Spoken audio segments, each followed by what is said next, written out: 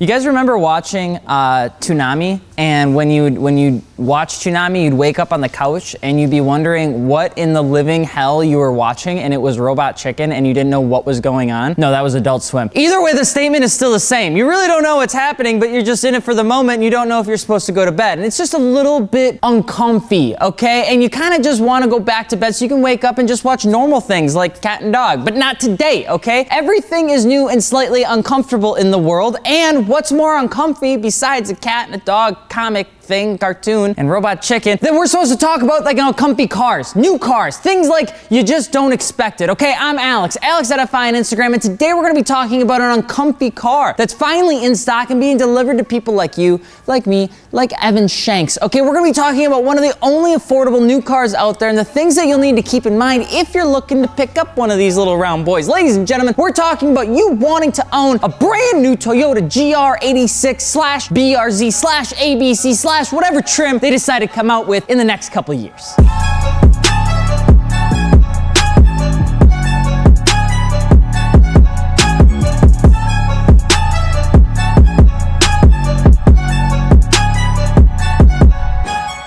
Welcome to Fitment Industries, and if you're looking for aftermarket wheels, tires, or suspension, be sure to hit us up over at fitmentindustries.com. Lots of new GR86s out there and BRCs, and we've already got a few in the gallery. Plus, if you're looking for wheels, we'd highly recommend the Inovia Carriers. We saw a couple of those get slapped on some new GR86s, and they look absolutely super hot fire. 9000 username Xbox Live account name, okay? And before we jump into the rest, drop a comment below on how you would rate the new GR86/BRZ out of 10 and why. We want to hear your thoughts. I know there's a lot of people that are pretty opinionated on this car, and it's important to, just listen and talk. The new BRZ GR86 Wombo Combo was introduced back in the end of 2020 and would be one of probably 4 cars that would ever actually make it to production in 2021. The second generation of the BRZ had long been requested since the first generation way back in 2012. In 2012, this car was awesome, and when the second generation would be released, it would come with more lightened aluminum to save on the weight that would be added because of the engine and all the safety features. It had some additional horsepower, some additional torque, a refined motor, a little bit of a different chassis setup that made it a little bit better, more torsion rigidity, things like that. One of the nice things that came from the second generation was really the increased displacement from the FA24D motor. On top of that, and if you stare at it for a few months, it actually is a relatively good design, particularly on the back end. I know a lot of people were first a little bit weary of the second gen. It kind of looked like the new Z, but once you actually sit on it for a little bit, they did nail the back end of this one. Evan Shanks said it best. It's like chef's kiss pretty much if you're just looking at the back. The car does not come with a turbo, and we're sorry. We know that they're sorry, but it wasn't gonna happen, and it's important to remember that they're probably never gonna happen. Not never. That's a strong word. Probably not. And unfortunately, you're just gonna have to sit down and accept the fact that you're gonna have a low 200 horsepower sports car. It's either that, or you can go buy a $50,000 FJ that used to be mocked by Jeep owners because the current market apparently is overcharging for literally everything since, I don't know,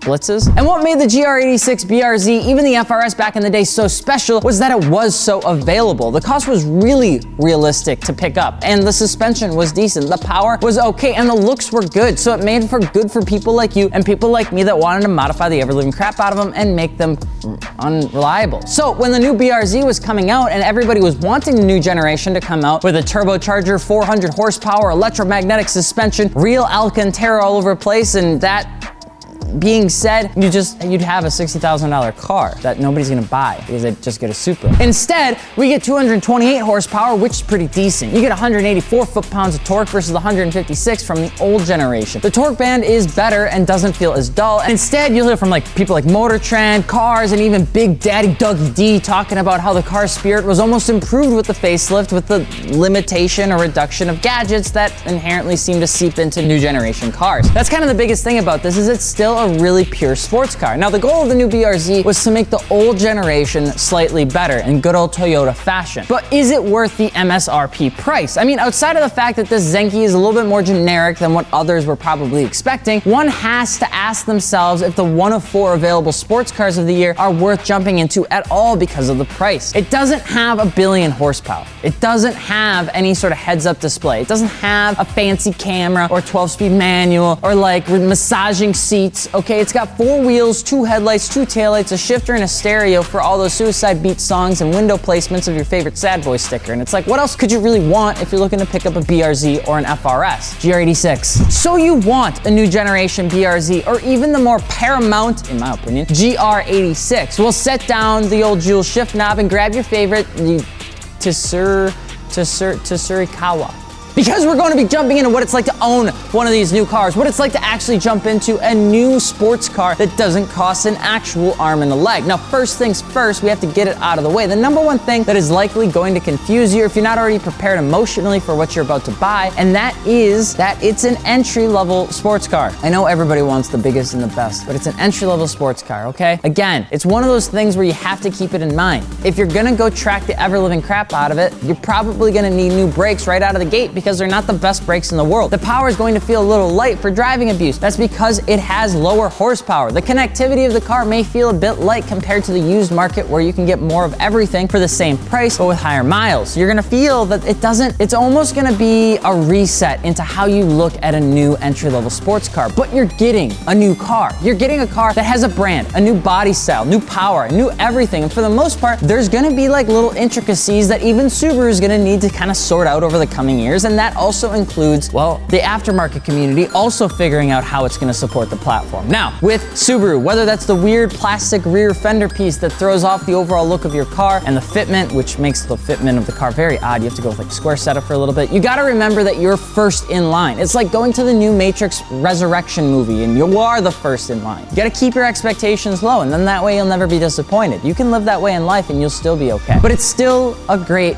car. The BRZ is still a good car, and the new one is good as well. But what about the GR86? The GR86 features slightly more aggressive front lines, a more Japanese design element throughout the front bumper, and that's really it. The interior is practically the same. The rear design elements are pretty much the same, but the design updates across both were much needed, and it looks really good. I am more excited about what people are gonna do to these cars rather than just what they come out with. And just like we said before, because it's the Zenki model, we know that more aggressive versions are likely to come in the next couple years. Now, sure, it may feel a bit more like innovation than redesign when you look at the motor and power plant, but that's not a bad thing. And even when people compare the small power bump as not enough, it's about where they put that torque peak that really makes a difference. The predecessor had around 150 pounds of torque at 6,100 RPM. On the new 2.4 liter, you get 184 at right around 37 to 4,000, which is a big difference. And that's gonna allow you to feel the power much earlier and ultimately have more fun. And that power band stays there longer rather than having that weird dip in the middle. Now, the 6-second 0 to 60 time in the manual variant isn't something to post on the Facebook forums, but that's really not what this car is trying to be. The goal of the new GR86 and Subaru BRZ is to give enthusiasts another platform. It's another modification platform too that's gonna look sick on air suspension, different wheels, different tires, and some LED stuff, okay? It's a Lego that comes with parts that you know you'll need to upgrade. You'll need new brakes, you'll need new rotors, you'll need everything. And if you're gonna track it and you have the first year, you'll need to swap out stuff that really abuses that sort of thing because it's the base model. It's just a given. Eventually, the weirdly nice divorced parents of Subaru and Toyota will probably opt to create a trim where it comes standard, but then you're gonna be buying a $45,000 car. Tune, intake, exhaust, dump it, Inovia wheels. The new BRZ GR86 needs to be treated a little bit less like a brand new car and more like an unmolested old purist car. Think of it as like a budget and more accessible Boxster Porsche. I don't own one anymore, I can call them Porsche.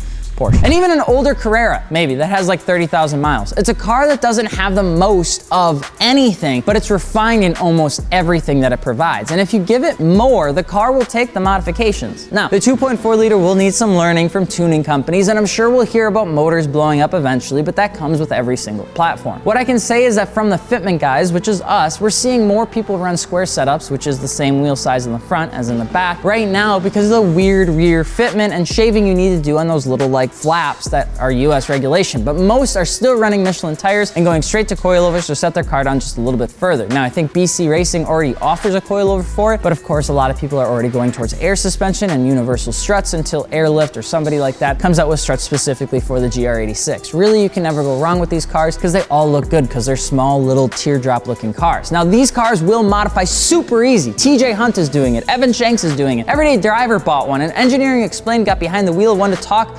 me about the fancy tech like I was 5, and I really appreciate him because he does a lot of things I don't have to do. Because honestly, we all need somebody like Engineering Explained. It's like the Reddit forum, ELI5, Explain Like I'm 5. Like that's Engineering Explained, but just in life and cars. So you don't have to be happy that the car didn't come with a turbo, but you should understand why it came without one. Instead of leaning into more power, the BRZ and the GR86 pushes you into using the car harder, to put your driver's mod to the true test, because it's not going to do it for you. It's more about you really learning about the car rather than the car trying to provide every single thing, want, and need a typical consumer would want, and it does so at a relatively good price. The new BRZ and GR86 brings back the foundation of what connected, fun, affordable sports cars are really supposed to feel like, and the experience isn't masked by power, it's not masked by technology, it's not masked by overtly fake sounds and uncomfortable seats. It's just a fun car. It's a platform that will be able to handle a good chunk of whatever you throw at it, and it doesn't look that bad. Plus, you know, Subaru's there and Toyota's there, and